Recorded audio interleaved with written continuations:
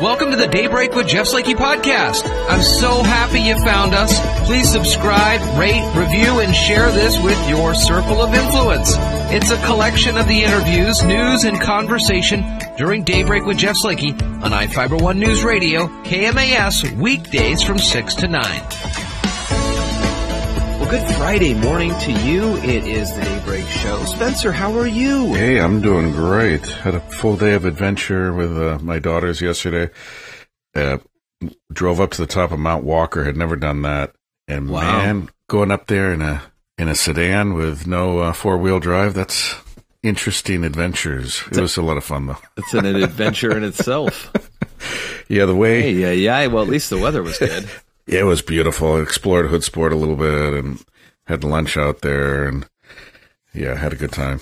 That's awesome. Good. Well, it is the start of what looks to be a great weekend. The summer solstice is tomorrow. We'll talk about that a little bit.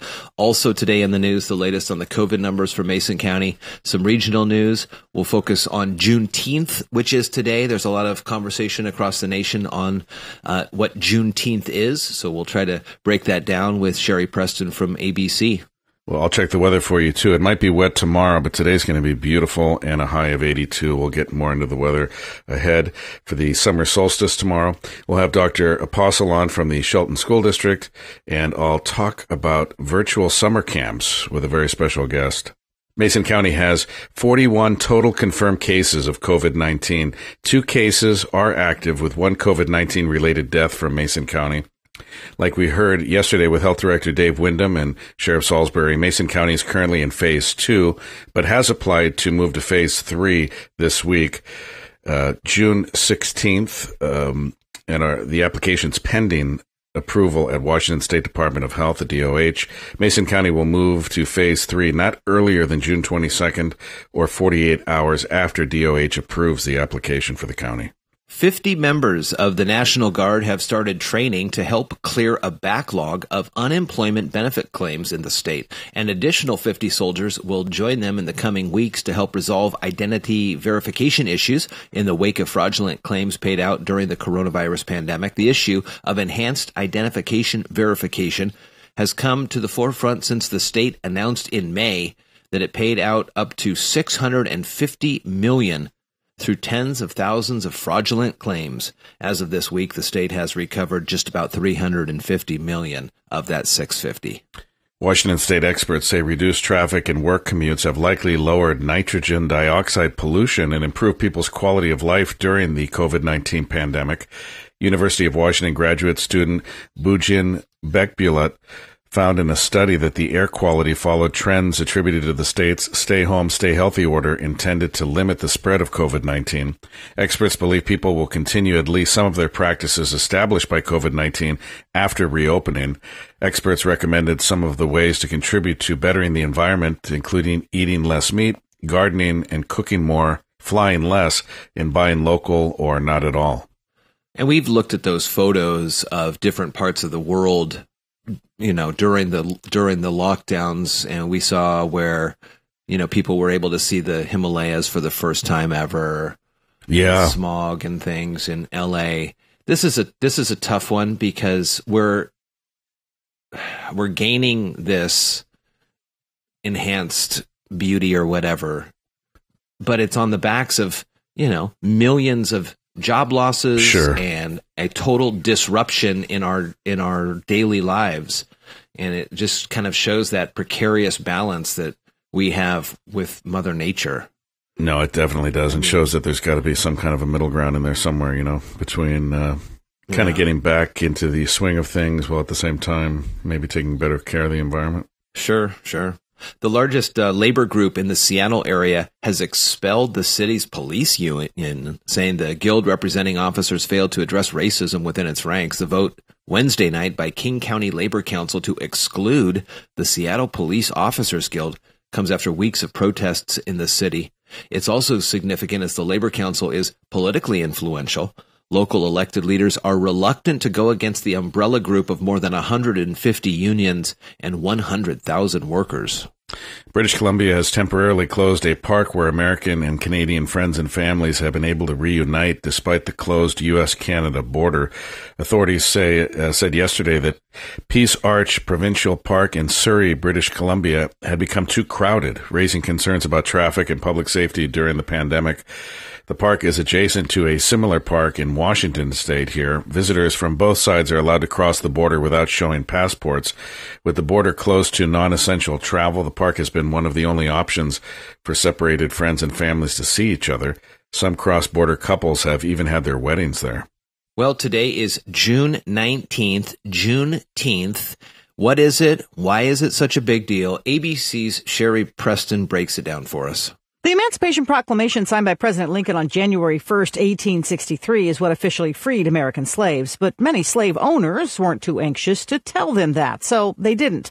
As the Civil War went on, those in Confederate states and cities abided by the law, telling their slaves they were free, except ABC World News Now anchor Kenneth Moten says one place. So Galveston, Texas, that was like the holdout. That was the last group of people, the historians believe, in the U.S. who were told they were actually free. Juneteenth celebrated with red velvet cake and strawberry soda to commemorate the blood that was spilled during slavery.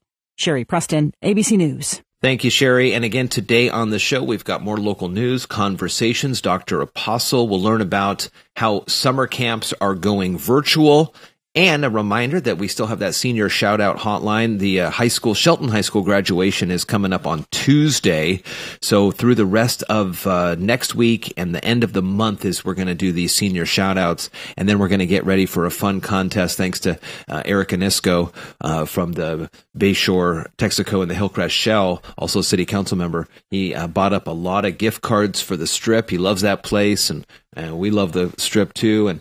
And so he bought up a ton of gift cards. He calls me up. He says, Jeff, I want to give these to you to give out to the listeners to help out the Strip. So starting on the 1st of the month, July 1st, Wednesday, we're going to have this great contest where you're going to be able to pick up some of these gift cards. That's awesome. But until then, yeah, and it really is. Until then, more Daybreak Show is on the way. From the iFiber One News Radio studios, you're listening to Daybreak. This is Steve Kramer from Kramer Tackle with this week's fishing report. If you want to chase some steelhead, there's not a lot of options for success. The Wainucci, the Cowlitz, the Clama, all pretty dead. I've heard of a couple fish coming out of the Wainucci just this last week or two. Nothing good. Guys in boats are pulling divers and coon shrimp. Guys on the beach are throwing jigs. Really light line and be super sneaky. You might get lucky. Quite a few guides that would fish the Wainucci are now down at Rife Lake chasing landlocked coho. It's been pretty good. I've also heard guys doing really good at Merwin chasing kokanee. As for me, I plan to be out chasing bass. The topwater bite is just starting to get going really good. I would focus around pad fields throwing frogs. So if you can, please take a kid fishing and make sure you check out the recreations page at ifiber1.com. And don't forget my site, kramertackleandguide.com. This is Steve Kramer. Thanks for listening and good fishing. You're listening to Daybreak on iFiber One News Radio. Hey, good morning, everybody. Jeff Slakey and Spencer Hughes here on the Daybreak Show. Dr. Alex Apostle on the phone line, able to squeeze him in between some big-time meetings. We've got a lot of information coming down from the state and graduation for the high schools next week. So how you doing, Alex? Yeah, I'm doing fine, Jeff. Nice to be with you. It is. Let's start with the graduation. That's going to be an exciting time for the seniors next week at Shelton High School. It's kind of a drive-through thing. I watched a little bit of Capitol High School's graduation, kind of the same model. It looked pretty good, as good as we're going to get this year. Well, I'll tell you, it is an exciting time for everybody in our community, and especially for our 2020 graduates. People have been doing a lot of hard work. The graduation committee and everybody involved in that committee has done just a superb job. Heather King, kind of leading the charge there. They're ready to go, and it's going to be a fabulous drive-through, graduation on Tuesday, the 23rd of June. It starts at 10 a.m. and by all indications, it should be complete by 4, but it may go longer, but that's fine. It's a big day to celebrate our graduates. Yeah, I think a lot of folks around the city are going to just kind of be advised that is happening up in the high school area, and so there's going to be increased traffic, also law enforcement presence, just to make sure everybody is within the speed limits and all that stuff. Oh yeah, and I'm sure everybody's going to cooperate. It's going to be a very nice event. I'm looking forward to it and participating when they want me to participate, but I'll be up there throughout the ceremony. Last week we started talking about Chris Reichdahl, the state superintendent of public instruction for the whole state of Washington, and some of the ideas that he had put forth in the press conference. You guys have been meeting in a variety of groups. Some 200 folks in the community are adding their input to next year. Where are we at now? Well, we're in great shape. We're postured to absolutely move forward on a great plan to reopen schools. Our subcommittees, our leaders of those subcommittees, and all the people that have volunteered to participate, they're doing a great job. They've got the big picture in mind. We're sending on a survey to parents and families and students today, along with a survey to staff, to ask them what they would like to see as far as the reopening of schools. And that's going to be important information for our 7 subcommittees as we move forward. So we've got kind of a drop dead date of July 15th to have a rough draft of what we see should be in place when school reopens, and we're basing a lot of it on, of course, the collaboration within each subcommittee and the survey results. So we're looking good. I'm very happy at this point. Well, regardless of how next year plays out, I saw on your Facebook page a lot of acknowledgement to some retirees for the end of the year, and I was pretty impressed by some of the tenure of some of those staff and teachers that are retiring. Yeah, I mean, we're very appreciative of their service. I wish we could have done it in person, but we did it at a board meeting online. So again, my congratulations, and I'm very thankful for their service over the years. They've made a difference for all of our students in our community, and I wish them the very best in their future. Well, we'll continue to have Alex on. We'll probably take a little break here as much as you want to during summer, but we'll also have the readouts from the different committees that will be sharing information on the radio station and on our website, so parents are up to date as best as they can moving forward through the summer.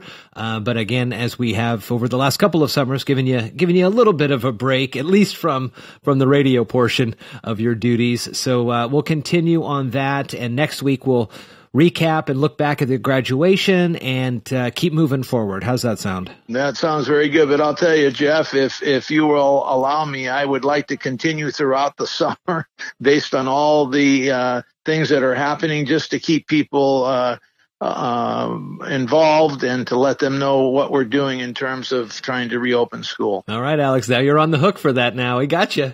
All right, thank you. We'll talk to you later, and have a great rest of your day. Thank you very much. You too. Bye. Bye-bye. From the iFiber One News Radio Studios, you're listening to Daybreak. Good morning, Spencer Hughes with Jeff Slakey. It is Daybreak. Thanks for listening. Our guest is Dr. Shaun McAlmont, President of Career Learning Solutions at K-12 Inc., and we're going to talk about some opportunities for high schoolers to partake in something that they're not normally able to do because of COVID, and that's summer camps. And Doctor, welcome to Daybreak. Thanks for being with us. Yeah, thanks for having me. Oh, it's a pleasure. And boy, if we had been talking about something else, or about education or career academies for kids 5 months ago, I don't think either one of us would have predicted they would be facilitated the way they are now, and that would be the only option, that it would have to be distance learning, and the kids wouldn't be in a traditional classroom, and the teachers couldn't be there either. This COVID thing has really, really upended everything that we do as human beings, hasn't it? I mean, all over the world. It really has. I mean, it's changed the way that we do everything. And, as you said, it's affected young people significantly. They're very used to being engaged with friends teachers, their assignments in groups, and all of that social interaction was gone immediately, and we had to react to it very quickly. And it's gone past 2 months now, and so that's a lot of time lost, both learning and engaged socially. It really is. And what's interesting about COVID, too, is it's something that doesn't generally, I'm not saying no one's gotten it who's young, but it generally doesn't affect school-age kids, thank goodness. I have 6 kids of my own, and 2 of them still in grade school and in high school, and the others either working or in college or both. But it's affected from grade school to the college level, but in a very different way. They're being affected differently. I'm almost 50, so I'm at the age where I'm like, okay, I'm more susceptible to this than they are. For them, it's a whole different experience. My kids aren't afraid of catching it. They're lonelier. They haven't been able to hang out with their friends. They haven't been able to do the things they want to do. Their schooling's totally different. They're under the stress now of having parents being a primary educator for them when they've never had to do that before.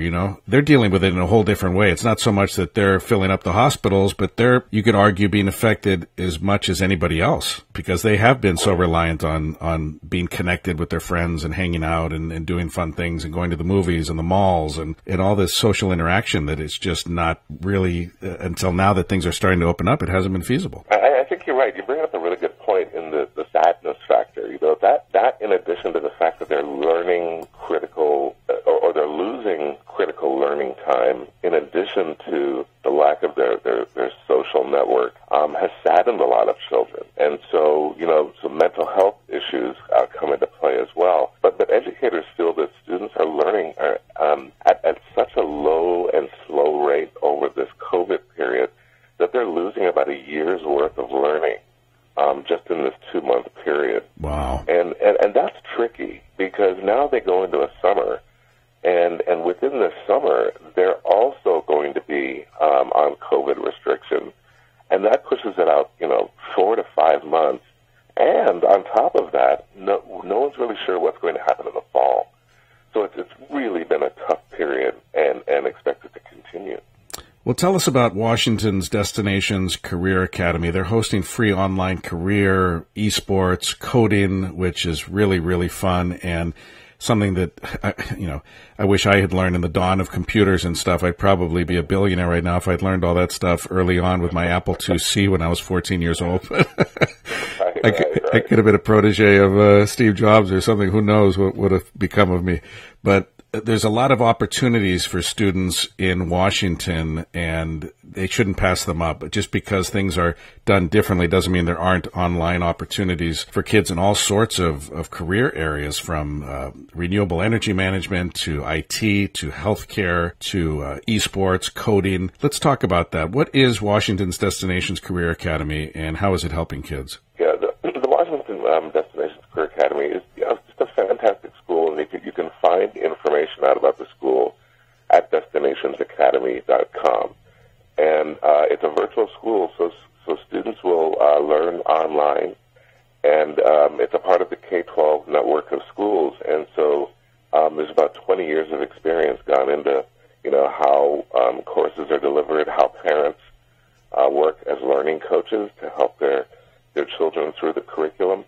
And because it's a part of a national network, it can really leverage a lot of these resources. And so, through K-12, the Destinations Career Academies are offering these coding camps. And we've thought about offering the coding camps for quite a while, but I think COVID really encouraged us to get them done for this summer.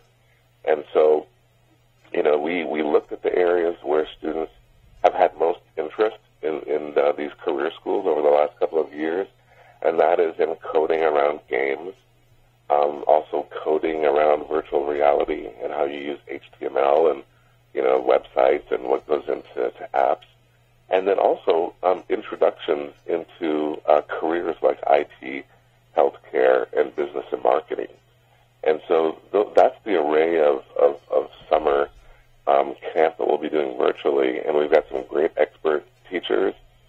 Students will learn a lot. They'll be engaged with other students, and they'll see the outcomes of their work. They'll all have to have a laptop, but they can see the work, and that's the beautiful part of when you start working with technology.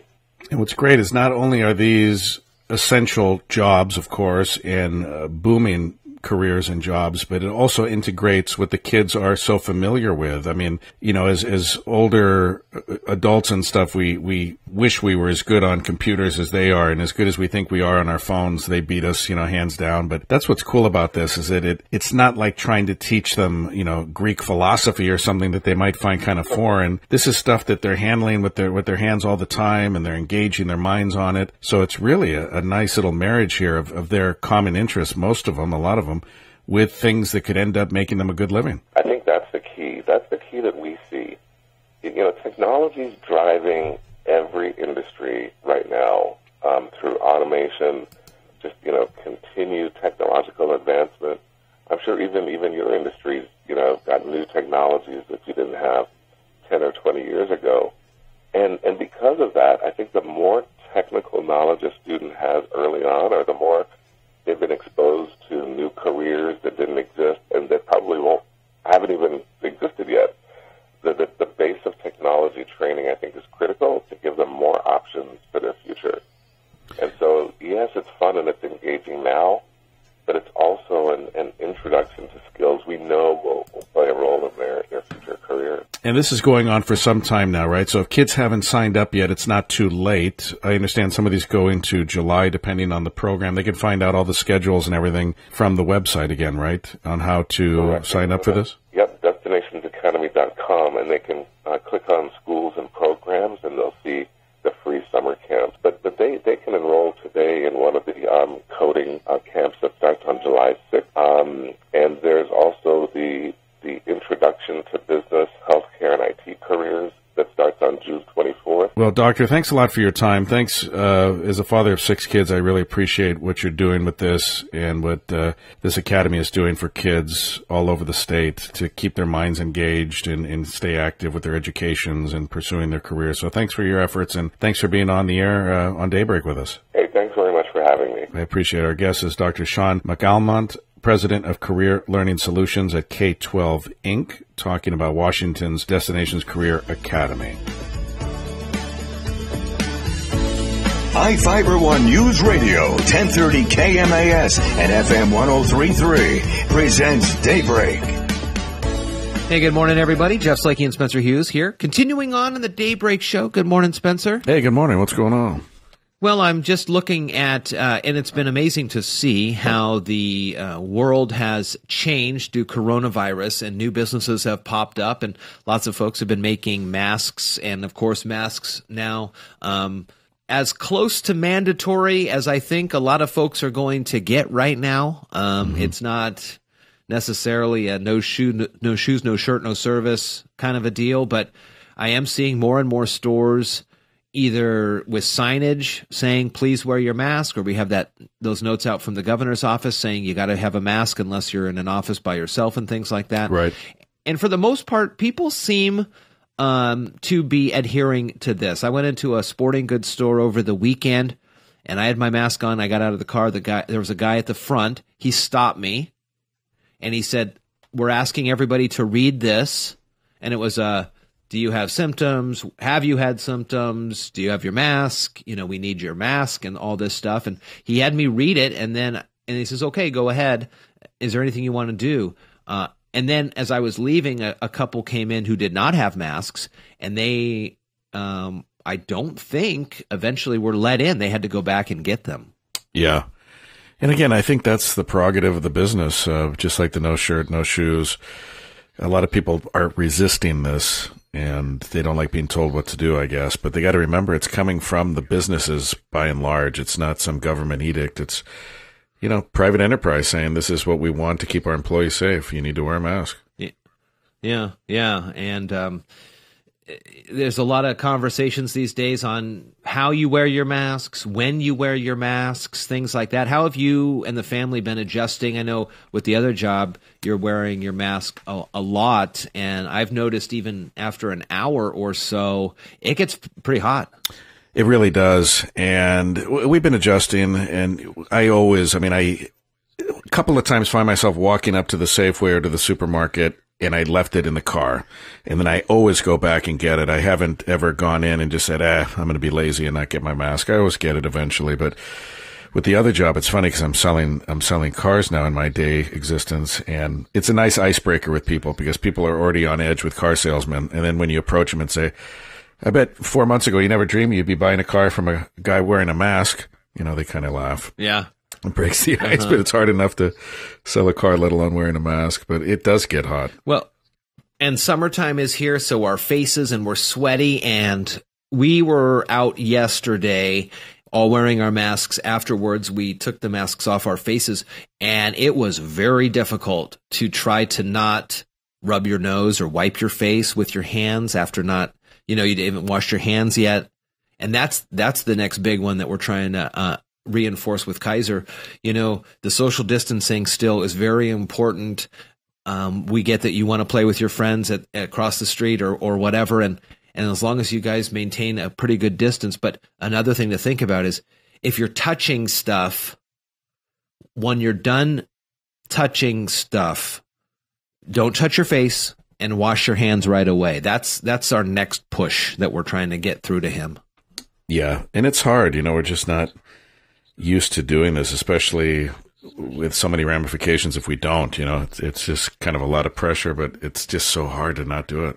One other story I read that if you have a cloth mask, you want to wash it frequently because it gets sweaty, it gets dirty, and it can cause acne on your face and in your pores and things like that. You know what I'm saying? Because it's so hot and sweaty. Yeah. Maskne is the word of this. People are there's a word out already, maskne. So folks are just reminding people, you wash your masks every day, wash your face, clean off all the dirt and debris, and just one more thing to think about. But for the safety of everyone out there and for the safety of myself, 10 minutes in a store with a mask, I'm not that inconvenienced. No. And then you look at, I saw a meme the other day of reminding us that doctors and nurses and, first responders and things, they're wearing these things all the time, and we're in the store for 20 minutes, half hour maybe. I think we'll survive. Yeah. Well, more Daybreak Show is coming up. Good morning to you. Thank you so much for listening to today's Daybreak with Jeff Slakey podcast. Again, I'm so happy and honored you found us and chose to listen. Please subscribe, rate, review, and share this with your circle of influence. It's a collection of some of the interviews, news, and conversation during Daybreak with Jeff Slakey on I-501 News Radio KMAS, weekdays from 6 to 9. Thank you so much again, and talk with you next time.